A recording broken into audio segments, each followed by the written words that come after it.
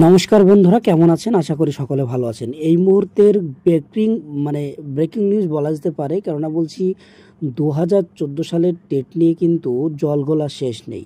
এই জায়গায় দাঁড়িয়ে একটা বিশ্লেষণ আপনাদের সাথে করব। সেটা হলো যে 2014 সালের যেহেতু OMR নেই, সেহেতু এই টেট বাতিল হতে পারে, এমনটা কিন্তু বাজারে ছড়িয়ে গেছে। আর এই টেট বাতিল হলে 2014 সাল থেকে যতগুলো নিয়োগ হয়েছে, যেমন 42,000 এবং 16,500, এবং রিসেন্ট যে একটা নিয়োগ হলো 10,000 সামথিং, সেখানেও 14 সালের টেট পাস ক্যান্ডিডেট রয়েছে, তাহলে তারা সবাই বাতিল হয়ে যাবে, এমনটা কিন্তু বাজারে ছড়িয়ে গেছে। তো সেই জায়গা দাঁড়িয়ে আপনাদের সাথে একটা তথ্য আমি শেয়ার করতে চলেছি। সেটা হলো যে টেট বাতিল হলেও কোনো সমস্যা নেই। 2014 সালের টেট বাতিল হলেও কোনো সমস্যা নেই, এমনটা কিন্তু শোনা যাচ্ছে।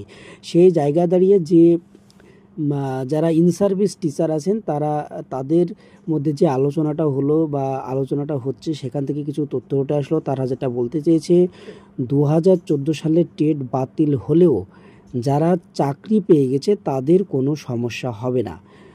কি হতে পারে? 2014 সালের টেট বাতিল হলে সেই টেট থেকে আর নতুন করে ভবিষ্যতে হয়তো নিয়োগ হবে না, এইটা হতে পারে। কিন্তু যারা চাকরি পেয়েছে তাদের কোনো সমস্যা না হওয়ারই কথা। যেমন কেউ মাধ্যমিক উচ্চ মাধ্যমিক পাশ করে আসলো, এবার দেখা গেল যে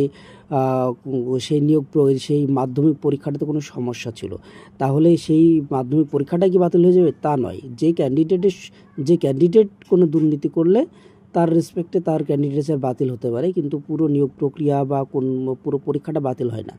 তো এক কথায় 14 সালের টেট পাস করে যারা চাকরি পেয়ে গেছেন তাদের হয়তো চাকরি যাবে না, কিন্তু যারা টেট পাস করে বসে আছেন তারা ভবিষ্যতে হয়তো টেট পরীক্ষা সেই টেট থেকে আর না বসতে পারেন, অর্থাৎ আর চাকরি হয়তো সেই টেট থেকে পাবেন না, এমনটাও কিন্তু হতে পারে। অতএব যারা টেট পাস করে আছেন কিন্তু এই টেট বাতিলের পক্ষে হয়তো কেস করে বসে আছেন, তারা একটু সাবধান হয়ে যান, কেননা কোর্টের রায় যে কোনো সময় যে কোনো রকম হতে পারে, সেটা আপনিও জানেন না, আমিও জানি না।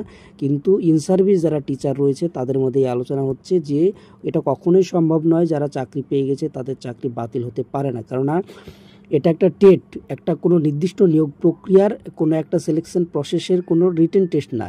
এই টেট থেকে অনেকগুলো নিয়োগ হয়েছে, তাহলে সব প্যানেলে বাতিল হবে? কেননা এই যে রিসেন্ট একটা প্যানেল হলো, সেখানে আবার 2টো টেট থেকে নিয়োগ হয়েছে, তাহলে কিভাবে বাদ যাবে? এটা হতে পারে না। যারা চাকরি পেয়ে গেছে তাদের চাকরি থাকবে, যারা টেট পাস করে আছেন তারা ভবিষ্যতে হয়তো আর কোনো চাকরির পরীক্ষা বুঝতে পারবেন না, বা চাকরি ওই টেট পাস থেকে পাবেন না, এমনটা হতে পারে।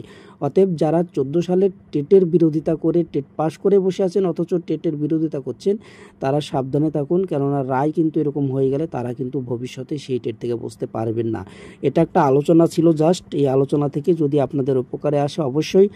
আর আরও একটা কথা বলি যে এটা কি হওয়া সম্ভব? যদি এরকমটা হয় আপনার মতে, তাহলে কমেন্ট বক্সে কমেন্ট করবেন, আর যদি না হয় তার রেসপেক্টে আপনি অবশ্যই কমেন্ট বক্সে যুক্তি দিয়ে লিখবেন যে কেন হওয়া উচিত নয় আর কেন হওয়া উচিত।